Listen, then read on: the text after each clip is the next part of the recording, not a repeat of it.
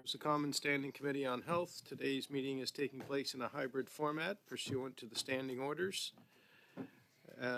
For those who are participating remotely, be sure to click on the microphone icon to activate your mic and mute yourself when you're not speaking. In terms of interpretation, for those of you on Zoom, you have the choice at the bottom of your screen of either Floor, English, or French. And just a reminder that screenshots or taking photos of your screen is not permitted. In accordance with our routine motion, I'm informing the committee that all remote participants have completed the required connection tests in advance of the meeting. Pursuant to Standing Order 108 Sub 2 and the motion adopted on May 16th, 2022, the committee is resuming its study of women's health.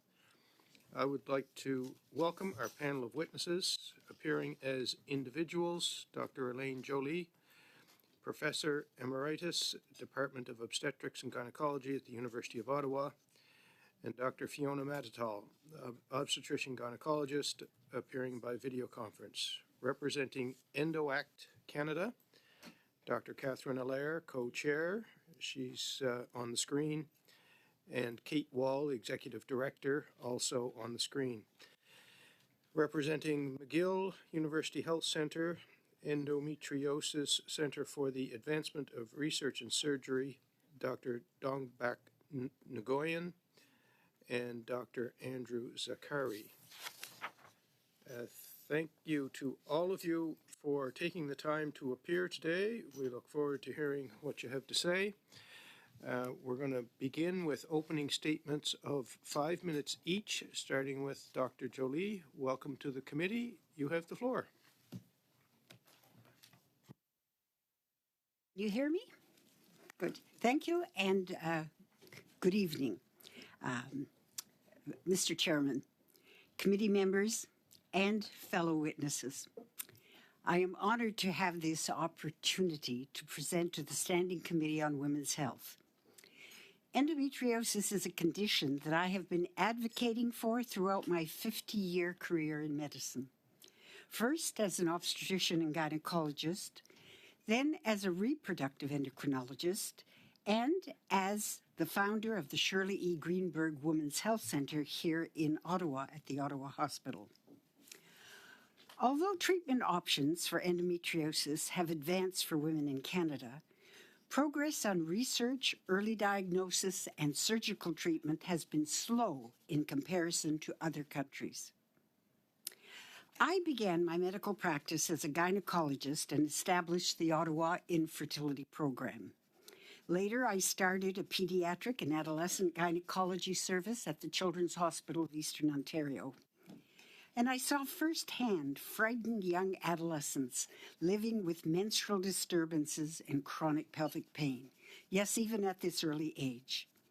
In my infertility practice, I saw the heartbreak of women unable to conceive, as 40% of these fertility patients suffer with endometriosis. This chronic condition, if left untreated, often plagues women throughout their reproductive lives, even up to and beyond menopause. In my menopause program, which I founded at the Women's Health Center in Ottawa, there were significant numbers of patients with premature menopause due to early ablative surgery. Providing these young women with hormone replacement for quality of life is extremely difficult, since endometriosis may be re-stimulated by hormones. This situation leads to, if they cannot take hormone replacement, that there is an increased risk of cardiovascular disease, stroke, osteoporosis, and even premature death. In the early 1970s, laparoscopy and imaging by pelvic ultrasound assisted in the diagnosis of endometriosis. By the 80s, we had the first minimal invasive surgery treatment by laparoscopy. In the 90s, fellowships in minimal invasive surgery were offered at teaching hospitals in Canada and in many places around the world. Furthermore, in Ottawa, we did not get supreme imaging that was advanced by MRI until the 2000s. Sadly, today, advanced diagnostic imaging is not equally accessible throughout Canada. There are only a few centers of excellence in major urban centers.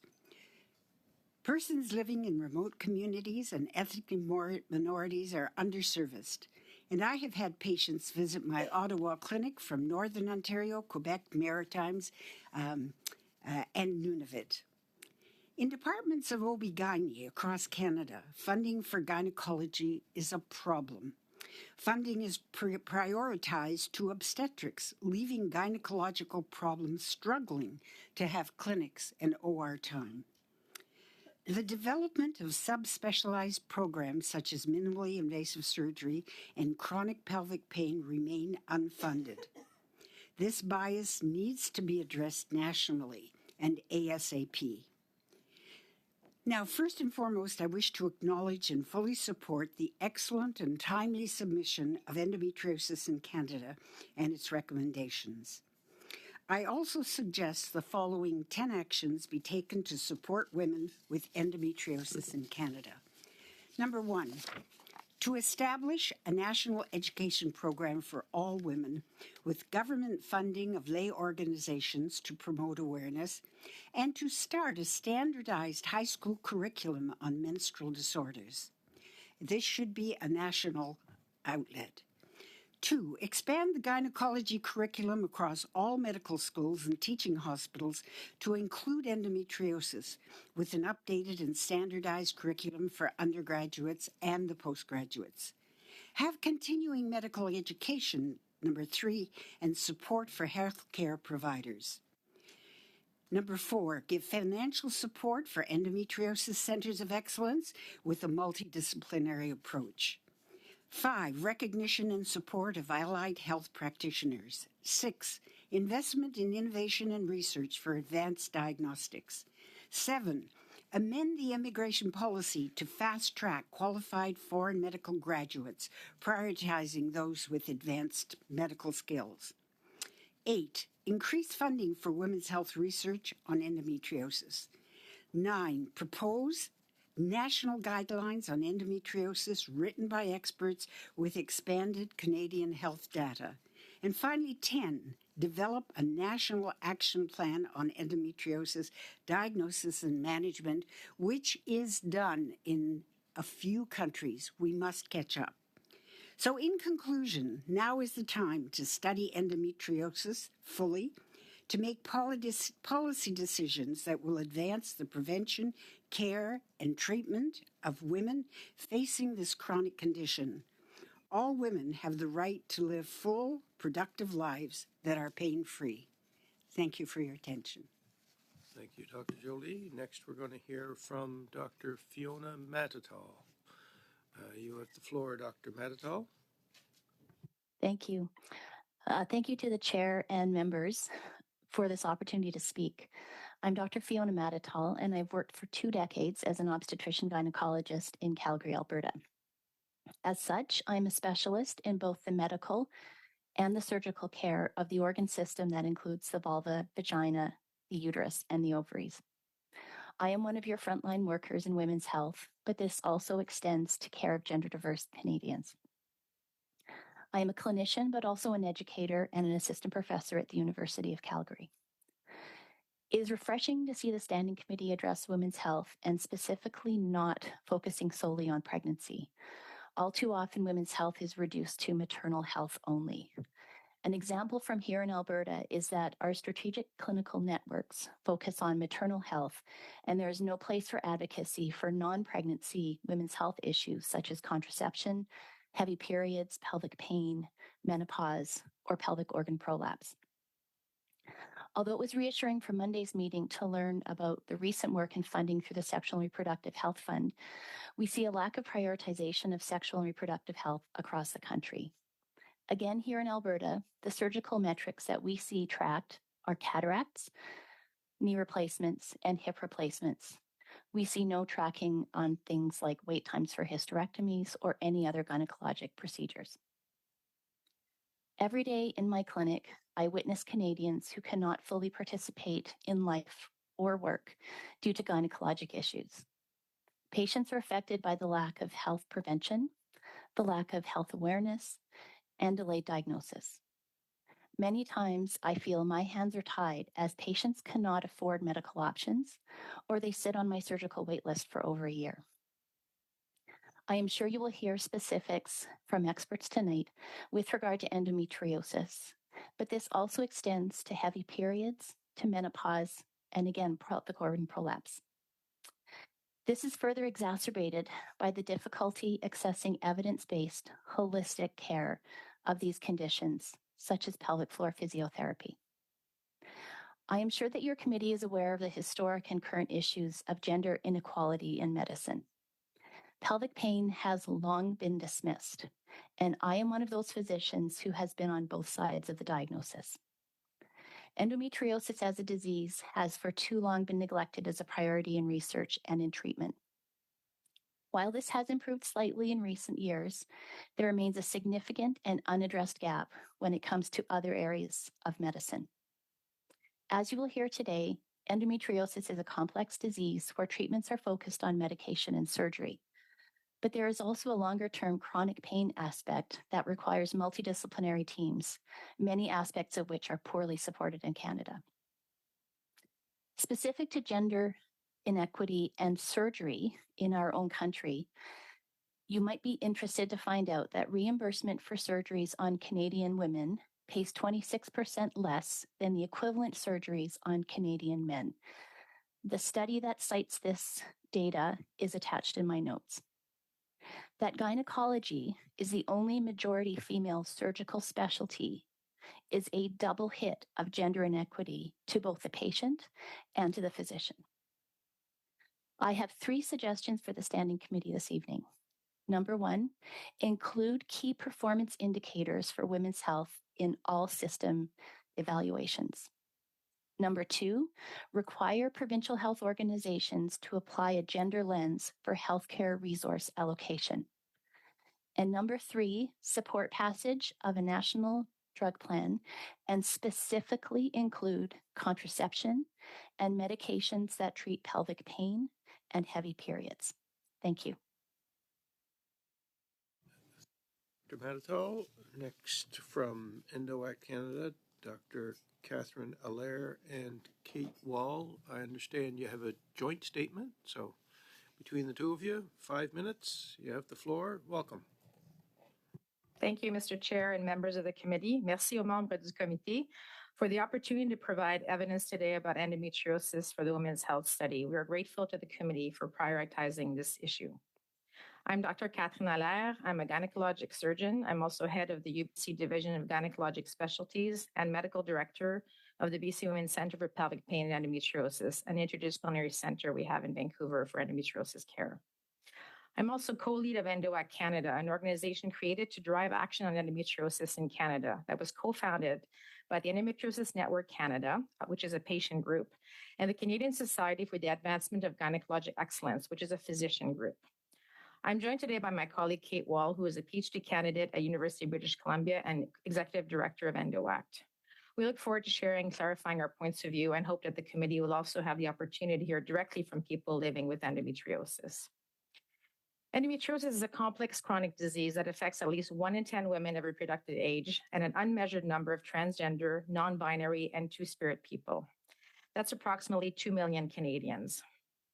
The disease occurs when tissue that is similar to the lining of the uterus forms lesions, cysts, and deep nodules on other parts of the body, including the ovaries, bowel, and bladder. Symptoms of endometriosis often begin in adolescence and include severely painful periods, chronic pain, and infertility. There's currently no cure for endometriosis, and the disease is managed through expert surgery, medications, and complementary care. Historically, and to this day, endometriosis symptoms have been dismissed as just part of being a woman or a bad period. This is rooted in the widespread normalization of women's pain and neglect of conditions that affect women and leads to delays in diagnosis and treatment, as well as adverse outcomes. For example, teens with symptoms of endometriosis are 10 times more likely to miss school, impairing their ability to obtain their educational goals. Adults with unmanaged endometriosis are less able to participate in their work, community, and family. Beyond the physical impact of the disease, people with endometriosis also experience higher rates of mental health conditions. Endometriosis is not just a women's health issue, it is a societal issue. In fact, the cost of endometriosis to the Canadian economy has been quantified as $2.5 billion annually, primarily due to lost productivity. Despite its high prevalence and the burden of endometriosis on Canadians, access to care remains poor. People wait an average of at least 5 and as long as 20 years to receive a diagnosis. This delay is attributed to poor public awareness of the disease and low knowledge among healthcare providers. Once people do receive a diagnosis, our recent informal survey of surgical experts across Canada found that patients are waiting 6 to 18 months to see an appropriate specialist and a further 6 to 24 months for surgical management. That's up to 3.5 years wait. The reasons for this delay include insufficient number of properly trained surgeons, inadequate remuneration for this type of work, but most importantly, lack of adequate OR access for those surgeons who choose to do this work. There is a consistent and concerning discrepancy in wait times for non-cancerous gynecologic conditions when compared to other non-cancerous surgical specialties. This is gender-based discrimination. The shocking consequence of these delays is that more and more Canadians are paying out of pocket to access the the care they need outside of the country. To be clear, these are not experimental or unnecessary procedures. They are standard and life-changing surgeries. It's also not just wealthy Canadians who are seeking care internationally. We've spoken to people who have drained their savings or taken out second mortgages to make treatment possible. Fortunately, there are opportunities to make real change in the lives of women and gender-diverse Canadians with endometriosis. Looking internationally, our peer nations like Australia, France, and the United Kingdom have all identified endometriosis as a pressing women's health issue and developed policies to tackle the disease. The common theme of these policies is investment in 3 areas. First, improving timely access to appropriate care. Second, enhancing knowledge of the disease among healthcare providers and the public. And third, investing in research to identify the cause and cure of endometriosis. We strongly urge the committee to consider how Canada can join our peer nations in taking coordinated and strategic action on endometriosis. In our view, the first and critical step would be to consult with Canadians who have endometriosis, as well as clinicians and researchers, to better understand the contributors to the current challenges and create a national plan on endometriosis to address this problem. Together, we can make real change on this pressing health issue. Thank you. Thank you both. And last but not least, McGill University Health Center, Dr. Nguyen and Dr. Zakari, you have the floor. Welcome. Thank you very much to the House of Commons for extending an invitation to Dr. Nguyen and myself. We are gynecologic surgeons specializing in endometriosis and are the co-directors of EndoCares, which is a specialty clinic for advanced endometriosis, surgery, and research. We'd also like to thank our fellow witnesses for their powerful statements today. I'll let Dr. Nguyen take it from here. Thank you, Mr. Chair and members of the House of Commons. All of us here know someone affected by endometriosis, whether we realize it or not. That's because even though it affects 1 in 10 women and countless gender-diverse individuals, it often leaves people silently suffering with debilitating pain and absenteeism from work or school.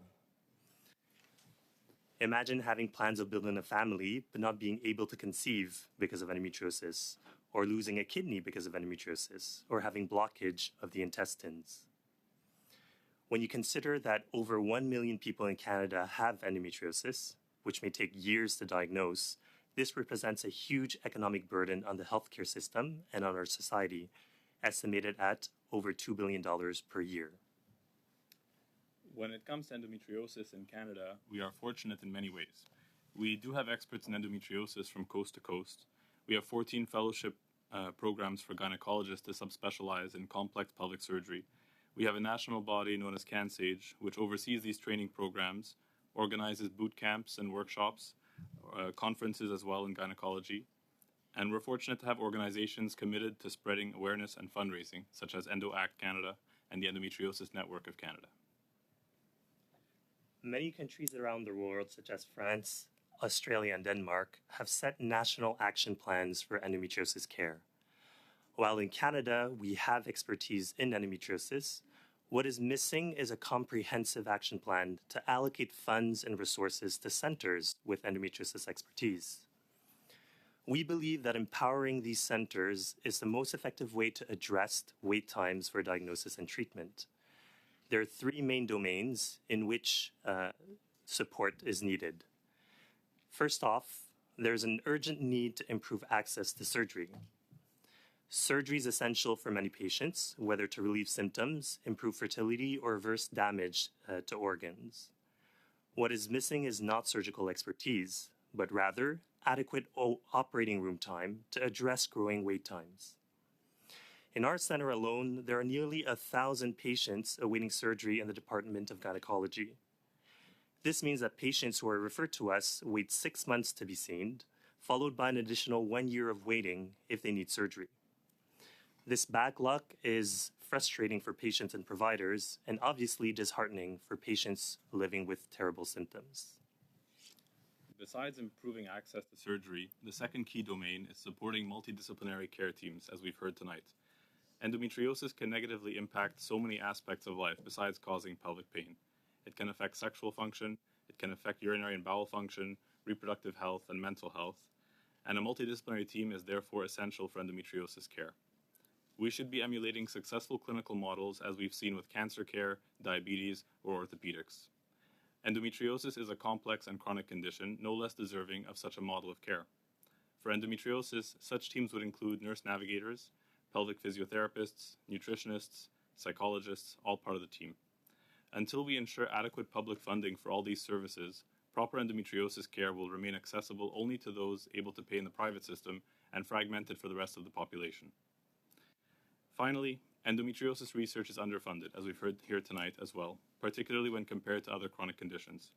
To put this in context, in 2022, there were $4 approximately per patient per year allocated to endometriosis research, compared to $31 for diabetes or $130 for Crohn's disease, which affects less than 1% of the population. While we are encouraged by the recent announcements of federal support for endometriosis through the Endometriosis Network of Canada and the Society of Obstetricians and Gynecologists of Canada, more funding allocated to research in endometriosis and women's health will help drive innovation and discovery in this field, and hopefully open up new diagnostic tests and treatment options.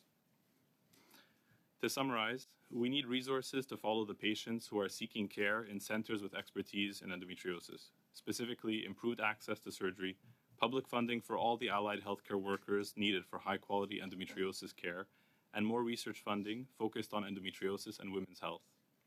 While taking these steps will not solve the challenge of endometriosis care, it will certainly go a long way to bridge the divide between where we are today and where we should be in Canada. Once again, we'd like to thank the House of Commons for the invitation to appear here today and advocate on behalf of our patients. Thank you very much. We're now going to begin rounds of questions, beginning with the Conservatives. Ms. Vecchio, please, for 6 minutes. Thank you so much, Chair. And I would really like to thank all of the witnesses that are here today. You've really brought your expertise here, and I do really appreciate all of the knowledge that you have. I want to just read a quick quote, because I think after speaking to you, we can see that there's absolutely some disconnect here, because we could do more. It notes here from Policy Options, Canada is known by advocates around the globe for having some of the worst endometriosis care in the developed world, a situation made worse by gatekeeping at the family medicine and generalist OBGYN levels, a stubborn lack of expertise on how to treat this complex illness, and some of the longest specialist wait times on record. I think you've touched on many of these things, but I'll just start off with Dr. Jolly. Thank you. 50 years of working on this, you deserve a massive pat on the back from every woman who has ever gone through this. So thank you so much. I did hear you, I heard from McGill, though, and I want to switch around to all of you. It's a 1 in 10 women, from what I understand, has endometriosis. When do the first signs start to appear? Is it at the first time of menstruation that they would start finding that something might be bad? And I'll move into these questions. But Elaine, could you share with me, when does it initially start? When would people start thinking there's something different about my period than that is, or it's abnormal? Well, definitely it can start in adolescence. And so we need these young women to be aware of what the signs and symptoms are. And number one, it is pain, pelvic pain, pain with your periods, pain if they're having intercourse, pain with regards to bowel function, ovulation, and can also be associated with heavy bleeding and irregular bleeding. So if we can get this early and treat it early and think about it early, the gatekeeper is the family physician. But many family physicians, don't have time and normalize this. Oh, this is just what happens to girls, so suck it up, buttercup. And you need to listen, because the family doctor or somebody in emergency may have said you can take NSAIDs, and that will help. Sometimes it helps a little bit, but it doesn't help that much. If in 3 months you're taking your initial NSAIDs along with even more serious pain medication, then the physician should think about, could this be endometriosis? And should I examine this patient, which they often don't do? And may that patient need diagnostic imaging like ultrasound? So it can also be asymptomatic, which is difficult. And when you see this young woman, not the same one, another one in your infertility practice, and you do all of the workup for her and maybe do then a diagnostic laparoscopy, and oh my goodness, you see that she has got a pelvis which may not be full of endometriosis, but may be beginning endometriosis. So it is pain, pelvic pain, which eventually turns into chronic pelvic pain. But that can take quite a while, depending upon the serious nature. And something that Endo Act Canada said, something that Catherine had mentioned on here, was seen as the bad period. And, how do that's so subjective. What is a bad period? Is there something when it comes to the length of a period? So that if a young woman, I've done some research that it may be, they may have shorter time span. So a 5 days, what you would regularly be menstruating, but they talk about it being shorter and as you indicated, they may go into menopause earlier as well. Can you share a little bit about that? Because I'm sorry, I'll pull over to you because I'm looking at the 6 months to be seen, followed by a 1 year for surgery. Well, if you're 12 years old or 13 years old getting your first period, have no idea how to compare this. You're comparing apples to oranges because nobody's period is the same. When is going to be the first time that one of these young women actually starts seeing an OBGYN because it's actually been referred further? I know that's a lot to compile in, and please, anyone take a charge, but Elaine, if you could start with that, I'd really appreciate it, and then going over to Endo Act and then back to McGill, if you don't mind.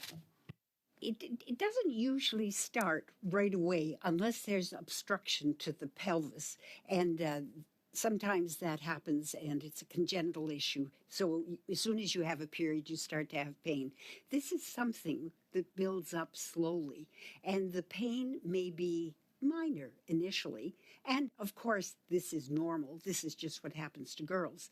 However, when it becomes so serious that they have to miss school, that they see the school nurse, periods last 5 to 7 days. If you are bleeding for 10 days and 11 days and you're having pain for all of that time, then you know that there is something wrong. So you need to take a good history. You need to take a gynecological history. And for this, you need time. And you need to have some idea about endometriosis. Pain, heavy bleeding. And more pain, it sounds. And more pain. I just want to pass over to Endo Act because I know I had the opportunity to meet with Endo Act as well as some young women who came and shared with me their experiences. Can you provide some insight on this as well?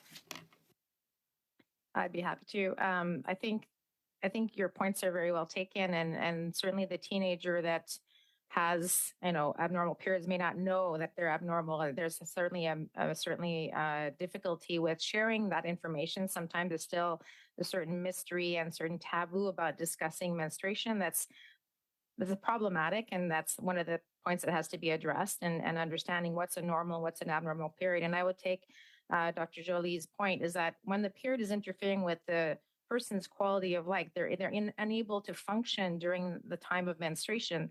That's a problem. To me, that's the simplest way to put it. If they're unable to function, they're having to plan their life around their periods, and they're missing school, work, etc., then that's a red flag, essentially. So that's what I'd say about that. Thank you, Dr. Allaire. Ms. Vecchio. Next, Dr. Bennett, please, for 6 minutes.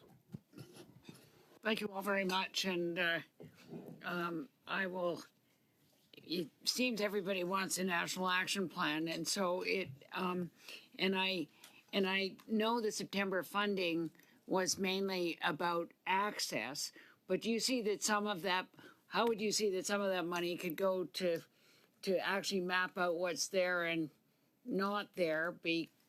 Because I think from what I'm hearing from Dr. Jolly, that if young women knew about it, as a humble family doctor, lots of patients came in and said, "Do you think it could be endometriosis?" And I think if you build that health literacy, that sometimes it shortens how long it takes to get the imaging or all of that.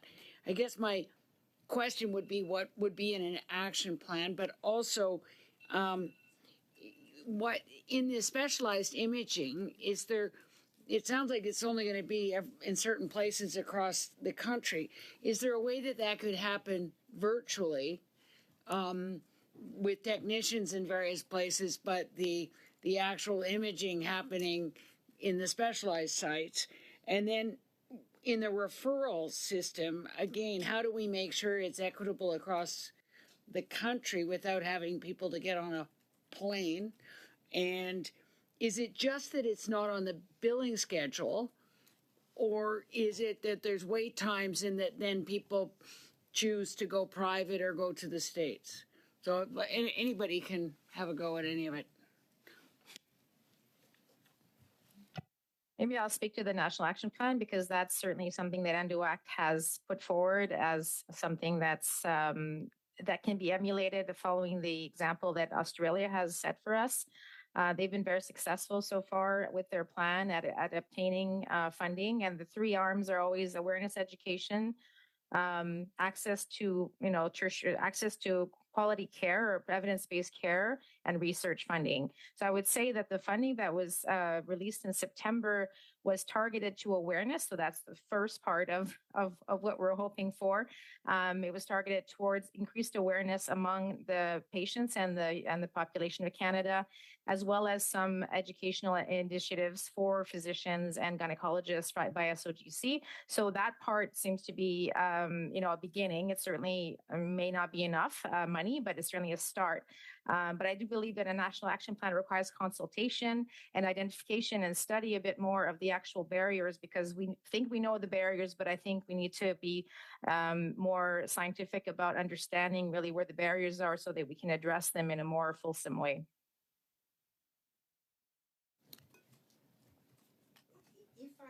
Having read the two action plans, the one in Australia and New Zealand and the one in the UK, which goes up to Scotland, they are amazing.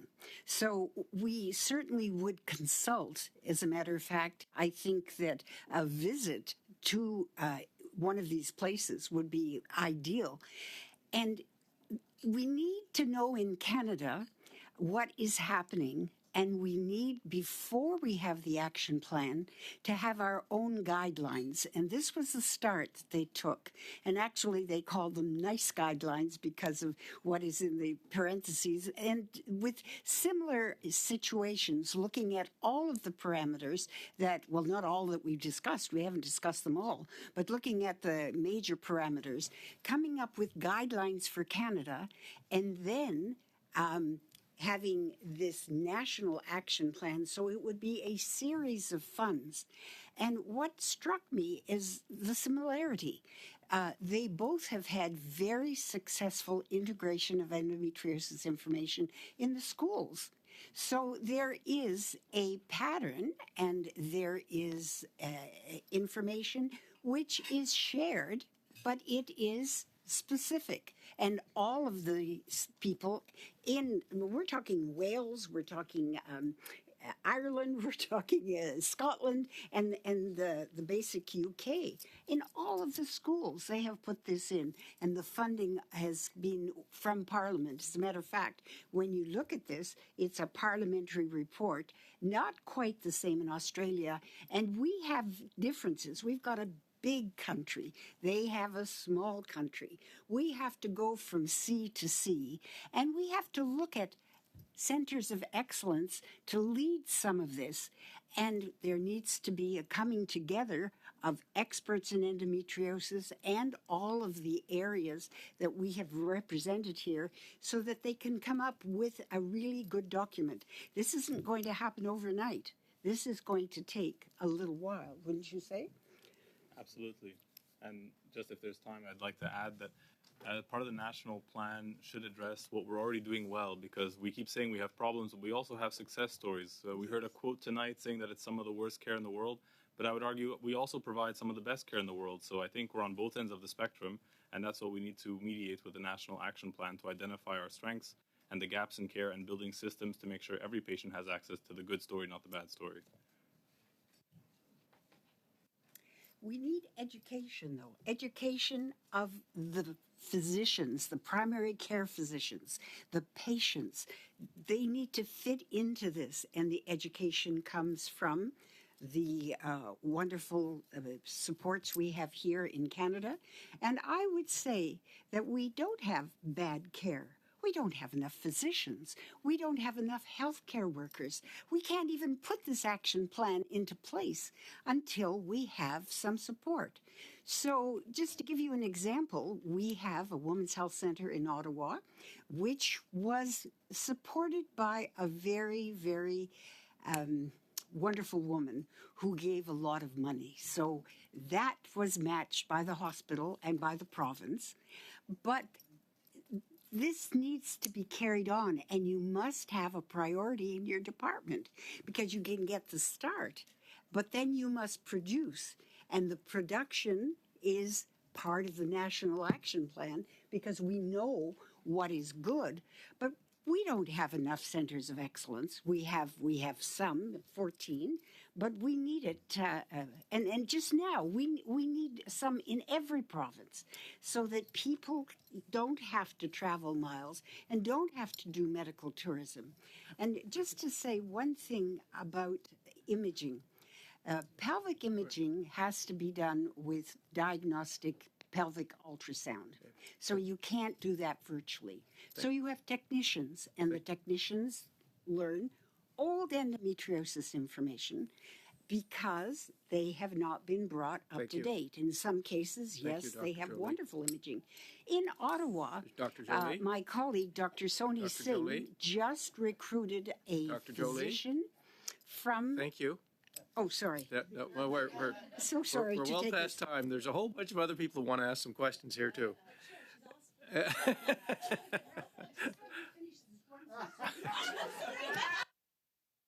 A physician from Kuwait who has diagnostic imaging expertise that no one else we could recruit here from Canada. So we need to look at all of this as well.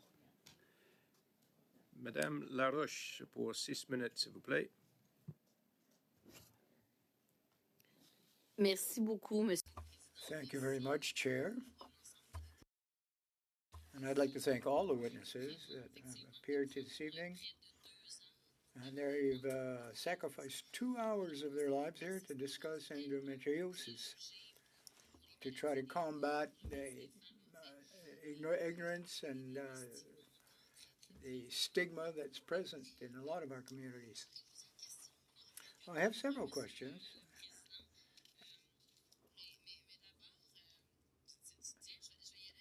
But I'd like to begin with you, Madame Joly. You were well on your way to giving us good explanation.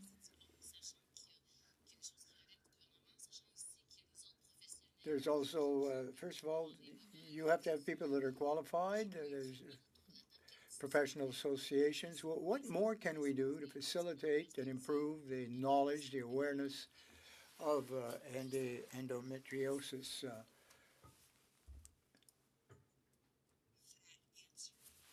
Else because I didn't turn on my French button, so I didn't understand exactly what. Est-ce que quelqu'un d'autre avait une réponse? Ça me ferait plaisir de... Well, I'd be glad to answer. You can answer in French if you like.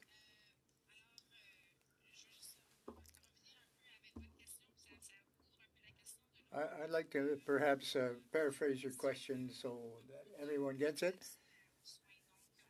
Access to surgeons and services.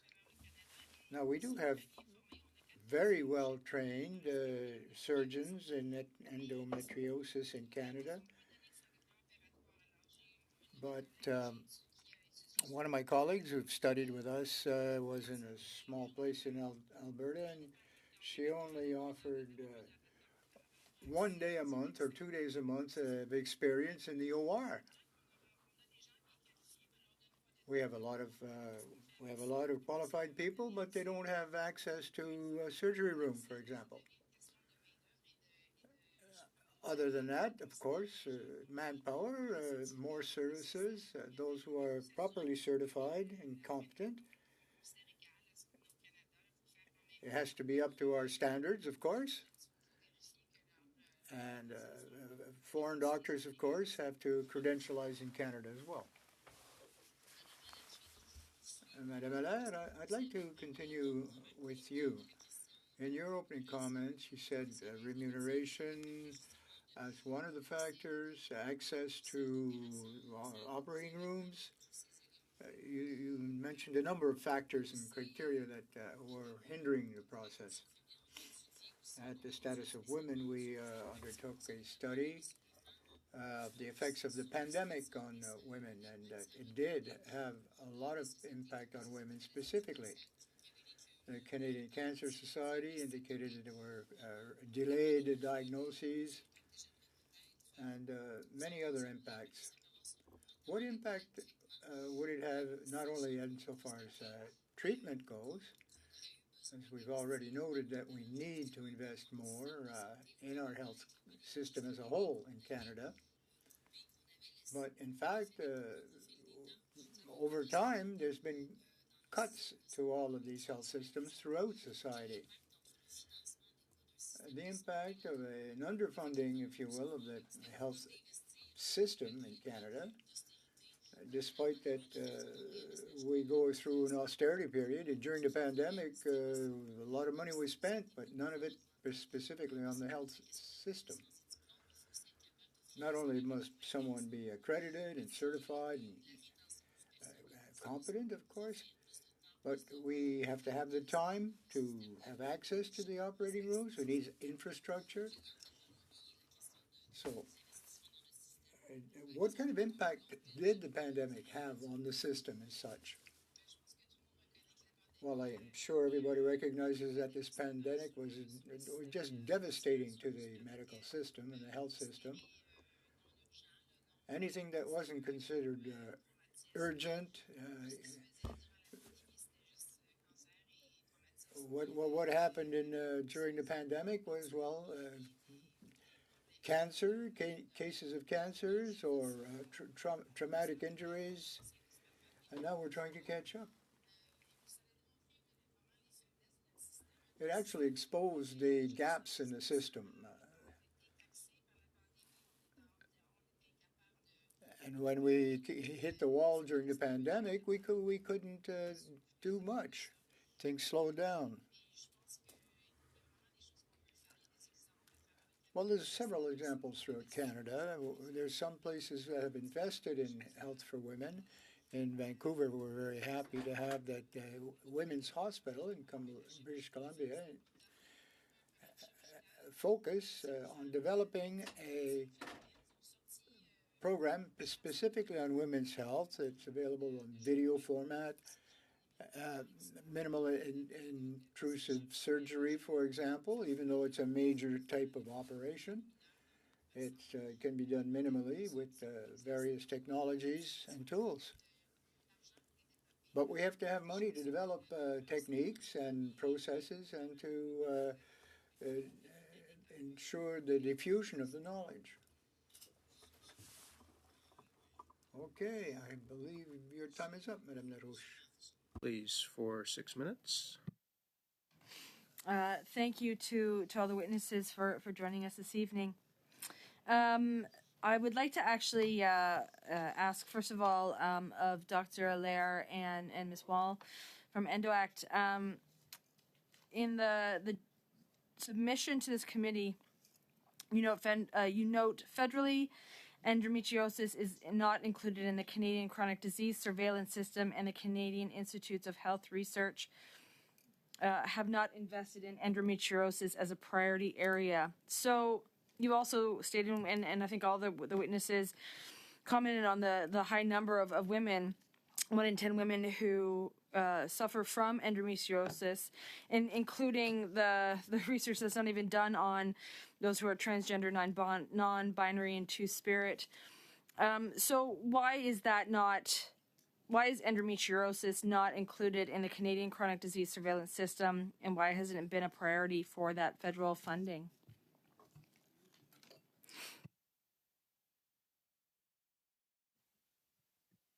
I'll go ahead, Catherine. Yeah, I think that's an excellent question. I think on the research front, it's probably a multifaceted problem. On the one hand, I think to make real change in endometriosis, we need to see sustained investment in research areas. Certainly, the Canadian Institutes for Health Research have been investing in women's health research more recently, which is really wonderful to see. But I think to catch up on this issue, continued ongoing investment in areas that are prioritized, particularly by the, I think, patient community, would be important for change. There's also, I think, a little bit of a researcher pipeline problem in the sense that when there's low awareness of a disease, you're not necessarily bringing people into that field to investigate the issue. So it's at once, how can our research funders invest in the problem, thereby, contributing to solutions and also bringing folks into the field who might not have been there before. I think on the chronic disease surveillance front, that's a question we would almost have for the committee. It's very difficult for us to understand how those priority areas are set, again, given how common endometriosis is amongst Canadians and the burden that it has over the course of a lifetime. We're talking about a disease that can start, when you're 12, 13 and continue to menopause and beyond. So certainly understanding how to make changes in that area would be important. We always say if you can't measure it, you can't fix it. So having a better sense of what the burden is and how it's changing over time would be really important for making change. Now that CIHR funding, that's Tri-Council funding, that's directly the federal government. I've certainly heard that from a number of grad students, those who rely upon that funding in my hometown at Western, the Schulich School for Medicine has commented on that directly. So that call is incumbent upon the federal government to increase that as well within that Tri-Council funding. Would you agree with that? Yeah, I think that's fair. Also, EndoAct Canada called on the federal government to ensure provisions for endometriosis and transfer funding agreements, particularly to enable meaningful investment or improvements in access to expert surgical and multidisciplinary care. So, to your knowledge, has the federal government raised such provisions in its ongoing negotiations to finalize bilateral health funding agreements with the provinces in the territory? I'm not aware that that's happened, and I think that's one of the points we made in our brief that was attached to that. Until we consider endometriosis benchmarks as being a priority, and similar to we've done in other things like hip replacements, et cetera, that's been set as a priority area. I think that it's high time that endometriosis surgery set as a priority area and then has associated benchmarks and expectations of the provinces to fulfill those benchmarks. So one of the points, and my colleague, Don Davies, has called, he introduced a motion, M52, which actually does try to establish that national action plan for endometriosis. And one of the points, so we certainly support that. New Democrats support that.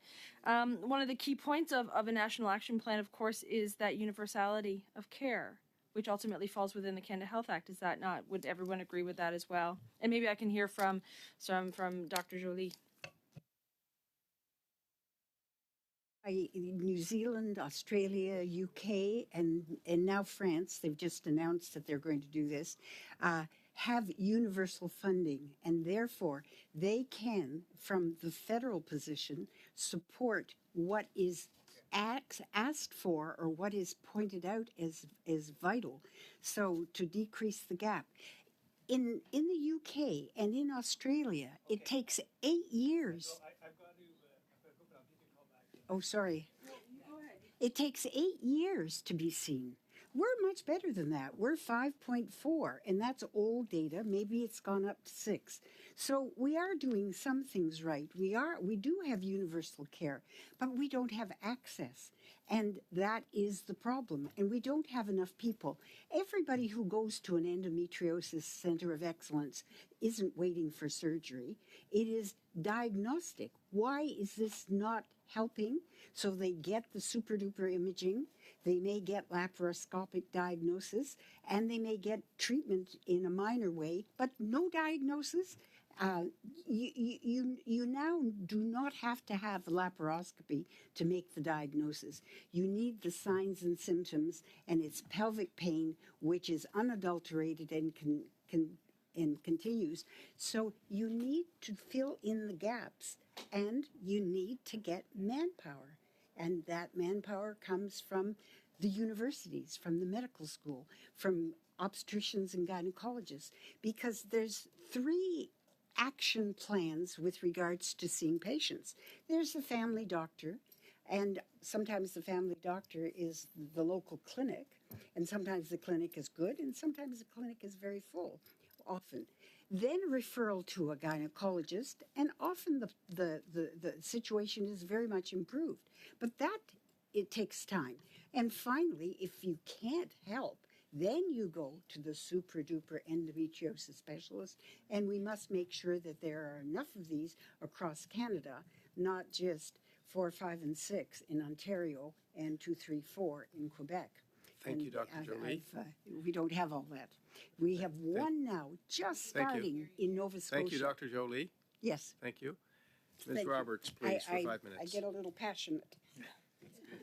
Well, I thank you so much. I wish, Dr. Jolie, you were around when I went through it, because I will tell you from my own personal experience, it wasn't fun.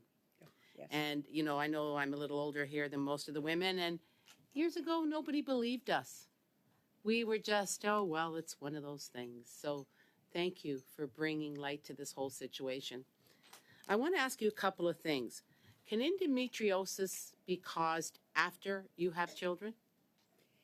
Yes, you can certainly have endometriosis after that. Okay. Having children is good because the hormones of pregnancy help allay the situation. So you may have asymptomatic situations, but you're lucky enough to get pregnant. But of course, you can have endometriosis in your 40s. And the good thing about menopause is that it doesn't often start after menopause. It's the continuation when it gets severe, which causes the menopausal situation, and then it's very hard to treat the menopause because of the endometriosis.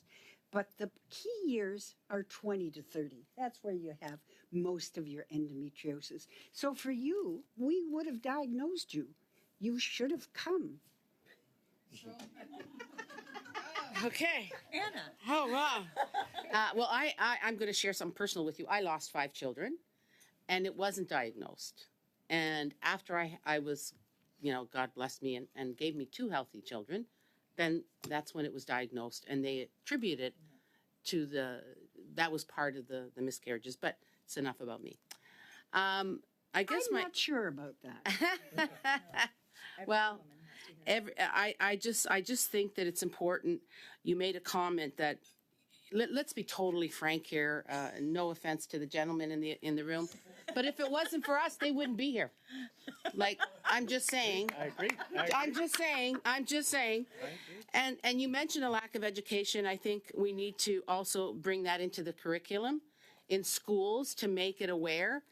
And you mentioned lack of doctors. I met with doctors just a few months ago that came from all over the world, some of them as much as 20 years experience in all different areas of medicine. and they're driving cabs. They've passed their boards, but they're driving cabs. I met one doctor who really shocked me and said, I taught at the University of Toronto, but I'm not allowed to practice in this country. So when I hear the situations that we have with endometriosis and the lack of health care for women, I question the fact, what are we doing as a government to not ensure that we get these doctors practicing so that we don't have these wait times, so that we can do a better job? How can we change that system? What ideas can you bring to this committee to help us understand that?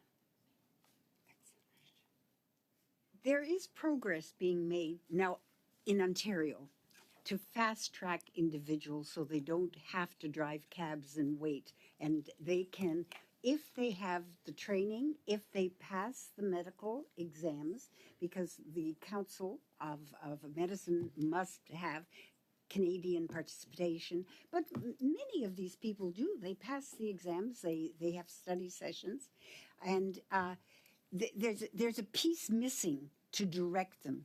We must have, and this is a provincial matter, we must have somebody, an ombudsman, somebody who can fast track the areas that we need doctors in. And it's very obvious when you look at their CVs what the situation is. So it has started the fast tracking, not with immigration, but within the system. Once you pass your exams, then where can you go and how much do you have to train? Because we're very specific, and so it should be. We can't allow every doctor in, but we can allow the ones that have trained and the ones that are good. And that requires some assistance or appointee at the provincial level who can direct them, or a committee that directs them. But do you not agree that we have to do a better job of assessing the individuals that come here? I mean, these doctors that I met, some of them 20 years experience in their home country, one of them, a couple of them from the US, a couple of them from Dubai, India, all over, 20 years experience. They come here, they pass the boards, and then they get told they can't practice. Like, I shake my head and I say to myself, I have constituents that can't even find a family physician, and therefore they're struggling through their medical situation. And, they have to either go to the hospital or a walk-in clinic, and it could be a different doctor. Ms. Roberts? So, yeah. Sorry, that's your time. That is? But they got 6 minutes. I only got 5. Yes, that's right. Yeah. A couple of your colleagues further down are only going to get 2.5. Ms. Van de Velde for 5 minutes, please. Thank you very much, Mr. Chair. And I'd like to direct my question to Dr. Matatal. Fiona, it's nice to see you again in this context. And I just wanted to pick up on something that you said that frankly is a little bit shocking. You mentioned something about that we track wait times on things like hip surgeries, but not on gynecological procedures. And then you also mentioned something about surgeries done on women are less reimbursed than surgeries done on men, if I heard you correctly. And it just begs the question about, why is this happening? But also, if we're not tracking this, if you talked about performance indicators, then how? If we're not measuring this, what is the issue now in terms of data? Are there barriers to getting this data? Is there anything that the federal government could do to improve both of those situations? Thank you, Anita. What a nice treat to see you. Went to high school. I think it is historical gender equality, and it's 2023, and it's time for that to be called out. And the issue with data is that we do not have it. I went online today to see what my wait time is for hysterectomies here in Calgary compared to other colleagues, and the data is blank. It is not there. So without asking the question, we don't have the answer. And so the suggestion I had is that make a push to the provincial departments of health, the ministries of health, to quantify this and to prioritize gendered procedures and ask a question. And hopefully, members of the committee have time to take a look at that excellent Canadian study that did look at the cost per surgery and what physicians and surgeons are paid for surgery. And when you look across the country, surgery for endometriosis is not paid well. And just to the last point, we can bring in more surgeons for endometriosis, excellent surgeons from outside of Canada, but without operating room time and access, it does not change the wait times for patients. So it can't be standalone bringing in more physicians. Excellent suggestions there. I appreciate that very much. My next question is for Dr. Jolie. I am an Ottawa MP, so I know very well the incredible value of the Women's Health Centre and the work that you do. So I want to pick up on what you said about centers of excellence, because you talked about the C2C and how big a country we are. How would, as a federal government, how would we be able to support the establishment and ongoing support for these kinds of centers of excellence? Because they're so important, and they are training centers as well. They are training physicians at all levels and training in medical school. And what happens is wonderful surgery, and the residents love it, and they want to take extra time because it's like wow surgery. Menopause, not so much. Everybody has menopause. It's a difference. So, what is a center of excellence? Well, it is something or some place that is run by or operated by experts in endometriosis. And surgical experience is the first thing that happens. But medical treatment for endometriosis is quite exciting. It's not perfect, but it can certainly get you through without surgery, and you have the option as a woman to try. So surgery is really still the last resort, unless there's a big ovarian cyst and the typical chocolate cyst. So it's very important to have the education at all levels, to the medical school curriculum and to the nursing. We had fantastic nurses that were certified, for example, in menopause and credentialed. There are nurses in probably your institution that help with the patients, and they are taught about endometriosis. They go to endometriosis meetings. They are part of the research. So the whole team comes together, but it's multidisciplinary. But the other thing is, it should be associated with the university with regards to the education. And remember, we're not talking of 100 of these. We're talking about one in every medical school. We have 16 medical schools, and I understand that there are 3 more on the way.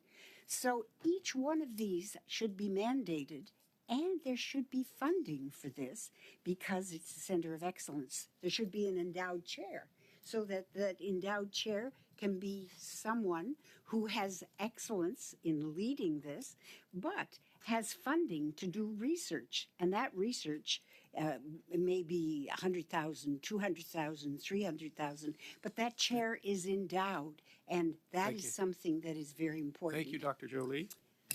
And there's other stuff too. Thank you. Madame Laroche pour 2 minutes et demie. Merci, Monsieur le Thank you very much, Chairman.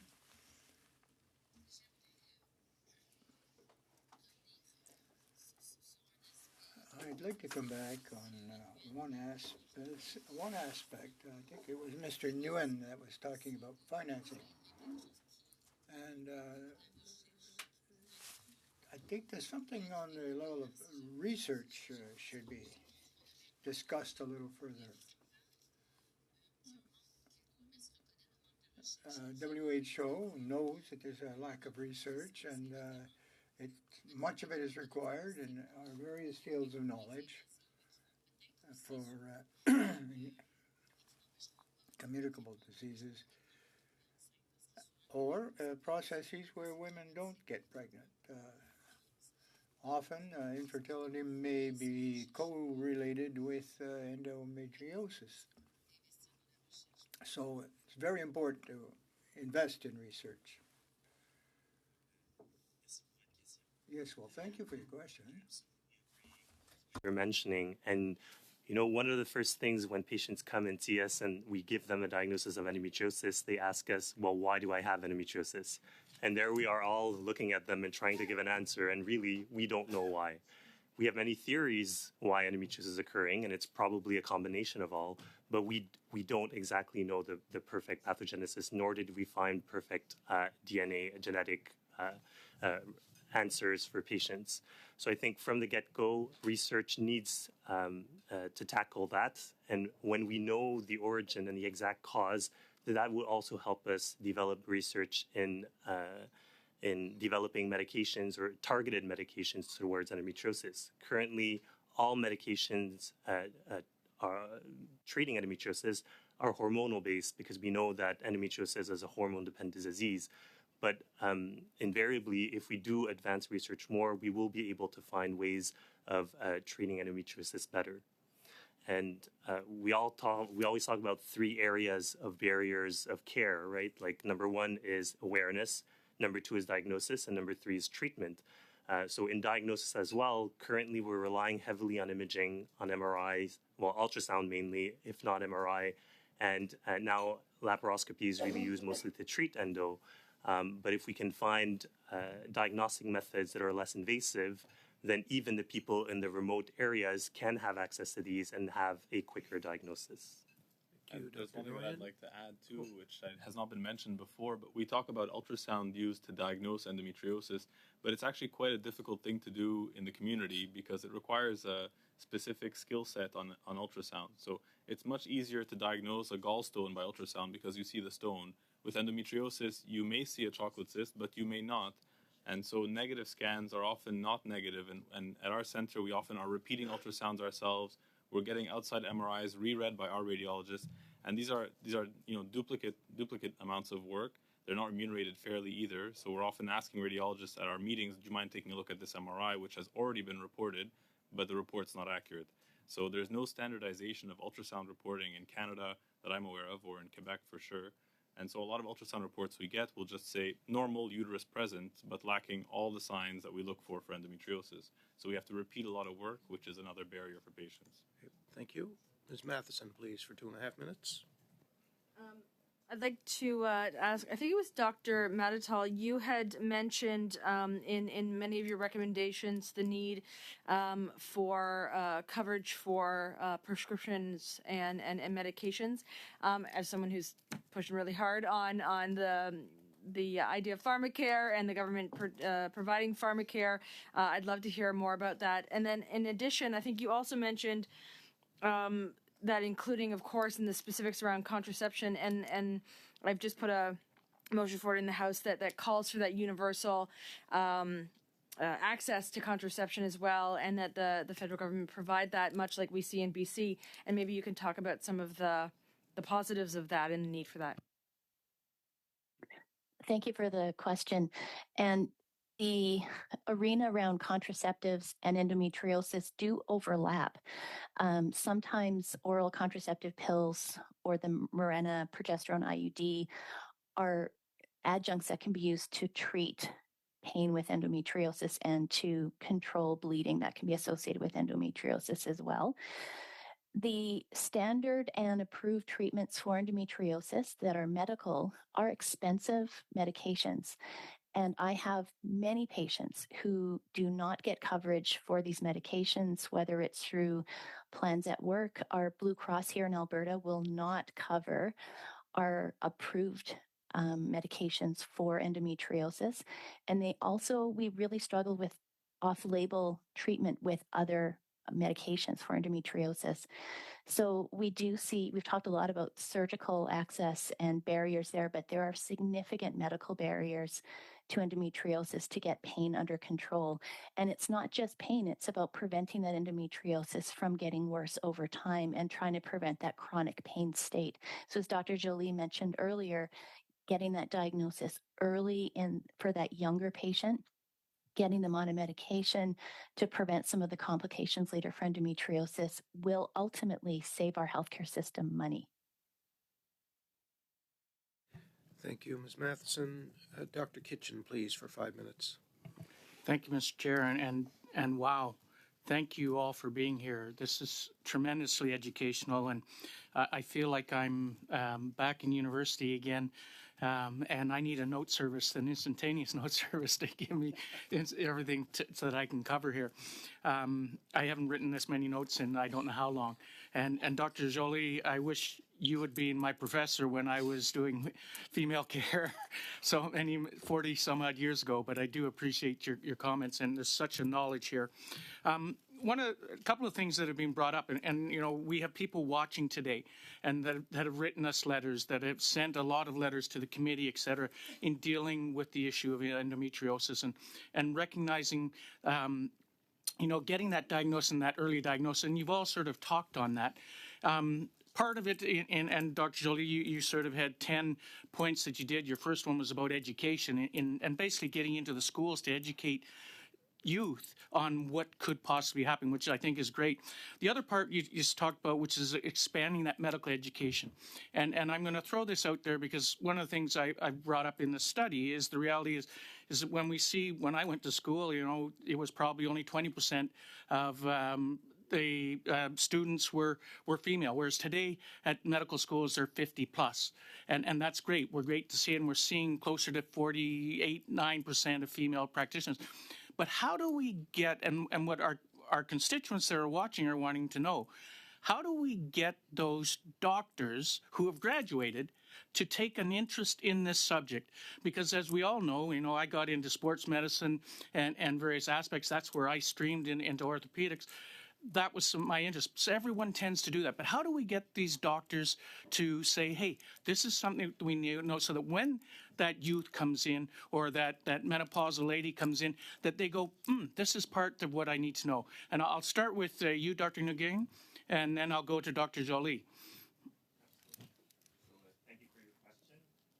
I think this comes down to CME, continuing medical education. And I think to be able to teach, you need the experts. And so one of the big things that we need to look at when we look at endometriosis is that the care for endometriosis today is very different from what it was 20 years ago. 20 years ago, we had a handful of people who were experts, but like a tree that grows, one branch becomes two, becomes three, and those divide further. And now we're found coast to coast with a large number of experts. So how do we transfer that knowledge from expert to the general population and to physicians who have graduated, for instance? That's done through CME. So I think it's very important to fund CME so that this entices people to continue offering those courses. But also, if we're able to fund these expert centers, then these centers can then provide teaching and education for a larger amount of people and larger amount of trainees. And thank you. And I apologize because my time is short, and I really want to try. And Dr. Jolie, I'm going to go to Dr. Matatall first, and then I'm going to come to Dr. Jolie. So, Dr. Matatall, your thoughts on how we can do that? Well, thank you for the question. And you're speaking to the converted here. I am a patient who had a laparoscopy at age 19, and I became a gynecologist. And now I teach pelvic pain at the medical school. So there are efforts on the ground and advocates like those who are sitting in front of you who are doing this work to educate fellow physicians, medical students, family physicians. We just need to continue to do the work and get the support. Thank you. And then getting that CME out there is so important to get that, such that people recognize that value and continue. And whether do you think it would be worthwhile to make it a mandatory program in continuing education for practitioners? And you get certain points for going to certain CMEs, so you have to apply for this. And it's important to know that if you don't attend certain numbers of CME, that you don't get your professional points. Now, I've not heard of anything very bad that happens if you don't get these points, but it certainly is important. And we have in obstetrics and gynecology through the Society of Obstetricians and Gynecologists of Canada, all kinds of guidelines for everything, guidelines for endometriosis, which need to be updated. And we need to then have that, as I said, as a basis for our national action plan, because everything is in that with a review of the literature. So the physician is out there, and he must, or she must, or they must attend certain numbers of CME. They can do it virtually now, and that's thanks to one thing that happened with COVID, that we learned how to do this, not terribly easily, but we did. So the CME is excellent now. But in order to attain the CME, our doctors have to be paid for what they do. So they don't have enough money sometimes to do all of this, because especially the family physicians that are out there struggling with too many patients, too much of a load. And of course, now there's the rule in Ontario, one problem per visit. So if you've got two problems, then you have to make another appointment. And this is such a silly thing. So there are many areas that are working now, but we have to act on those. Okay, thank you, Dr. Jolie.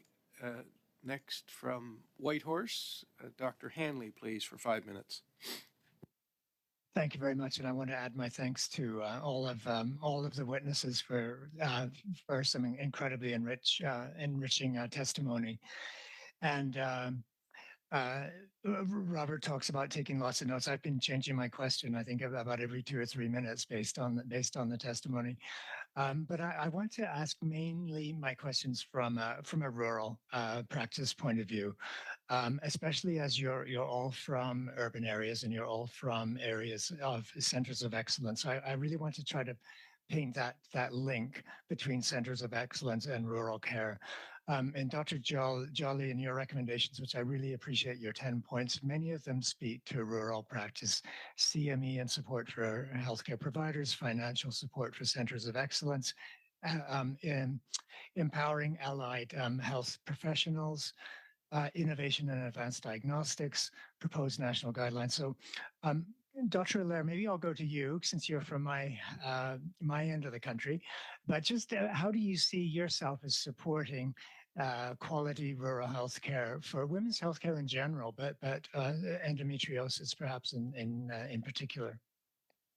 Yeah, thank you. That's a very important problem considering the size of our country, and having centers of excellence is one thing, but having access for the whole community and the whole province is very important.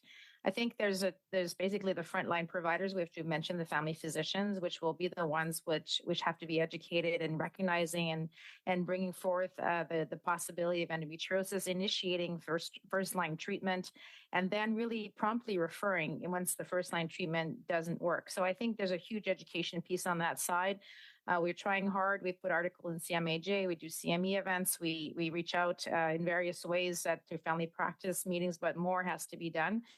And then once that first line provider has referred, then you need the gynecology expert in the local areas. Now, many communities in the rural areas do have gynecologists, but they also have to have their skills upgraded to a certain degree so they know, the proper chain of treatments and when to refer. So there's a certain subset of patients that need a referral and treatment in tertiary care centers. And those are the ones that either have quite severe endometriosis, where there's invasive disease and the challenging surgeries that require that kind of expertise, or those that have chronic persistent pain that really need that holistic, interdisciplinary, multifaceted approach. And so if the general gynecologist is clear on that and knows what works in that setting and then who to refer, then having access to those centers becomes a bit more efficient. Thank you very much. And Dr. Matatal, maybe I'll go to you. And I think all of this is in recognition that access to primary care in general in the country is really stressed at the moment, and even more so in rural healthcare. So I'm thinking as we as we hopefully fund and rebuild primary care, how do we make sure that an equitable, some of the inequities that you talk about, Dr. Matatal, are integrated into primary care and team-based care. But specifically, I wanted to reflect on two aspects. You mentioned chronic pain management and how that's an area we know we need to improve in. And also, you mentioned the importance of pelvic floor physiotherapy. And I know we have an excellent service here. I imagine it's quite stressed at the moment. But how do you see those around the country? That in particular those two areas. How do we build that up so we have access to that universally as well? Thank you for the question. That's an excellent one. I think with both of those areas, whether it's pelvic floor physiotherapy or looking at chronic pain and specifically chronic pain in the pelvis, I think we do see an inequity and quite a lack of equal access across the country, even within large centers like Calgary or Montreal or Vancouver. We are blessed in Calgary. We have a large number of pelvic floor physiotherapists. We have a specific chronic pain center. But I think the challenge is access and money. For pelvic floor physiotherapy, the only patients I have who can access that are ones who have their own private coverage. And so patients who are not, covered by a private plan through work don't have access to pelvic floor physiotherapy at all. They're left to looking on YouTube for videos. When it comes to the chronic pain aspect, sadly, the remuneration for that work for physicians here in Alberta is deplorable. And it's hard to keep good, skilled people doing the hard work of chronic pain. That it is not easy medicine for anybody who has looked after patients with chronic pain. It's very hard medicine, and it is paid very poorly because it's not a procedure. And so I think there needs to be a discussion about how do we pay for those things properly, support patients in accessing them, and then making sure that they are available not only rural and urban, but across the country. Thank you, Dr. Thank you very Matatal. much. Next, we're going to go to Dr. Ellis, please, for 5 minutes. Well, thank you very much, Chair. Thanks, everybody, for being here. So many questions in so little time. I think, Dr. Matatal, it was you, if I might, you talked about the medications for treatment of endometriosis. And, in 1 minute or less, maybe you could talk about the medications, then maybe talk about the laser therapy thereof, and briefly about the surgery as well, just so people listening at home let's give them an education this evening. Respectfully, I'm going to punt this question over to Dr. Allaire. She is more expert than I. Okay, thank you. So first-line medical therapies that family physicians would start with would be something like or simple oral contraceptive pills, either taken continuously, progestin-containing IUDs, which can help quite a bit with dysmenorrhea, or sometimes progestin-only therapies, which is the next level of therapy. Gynecologists might entertain stronger medications, so progestin therapies, and then moving on to some stronger therapies, which are quite fraught with side effects, but may be quite effective in some patients, putting them in a semi-menopausal state, which sounds extreme, but in some patients is life changing, to really suppress the symptoms. You mentioned surgery. So the surgery becomes certainly a treatment option for patients. We don't use it for diagnosis only. So treatment, we want to do an excellent surgery and plan to remove endometriosis, excise the lesions that we see. Lesions can be from very simple and superficial peritoneal. We have some pictures we've put in our slide deck that we sent. We can see the very just blush-like lesions that really a community gynecologist would be comfortable likely treating. When you say laser, that's just one of the tools that we use. Not everybody uses a laser. We can use cautery and et cetera. It's just a tool. But treatment should usually involve removing the disease to confirm the pathology. And then it can also be more severe disease where we have involvement with bowel, bladder, ureter, but that requires a certain higher level of skill to be able to do that safely and laparoscopically, so the patient doesn't have to have a big incision, can be done with minimally invasive approach and quicker recovery. Well, I must say thank you through you, Chair. That was absolutely impressive, and hopefully folks at home will benefit from that. one of the things I think that's important is talking a bit about infertility associated with endometriosis. It's a topic that I don't think we've touched on this evening. I don't know if anybody here is an expert in that, but maybe, again, if someone could give a bit of a primer on infertility and endometriosis, whoever wants to jump up, that would be great.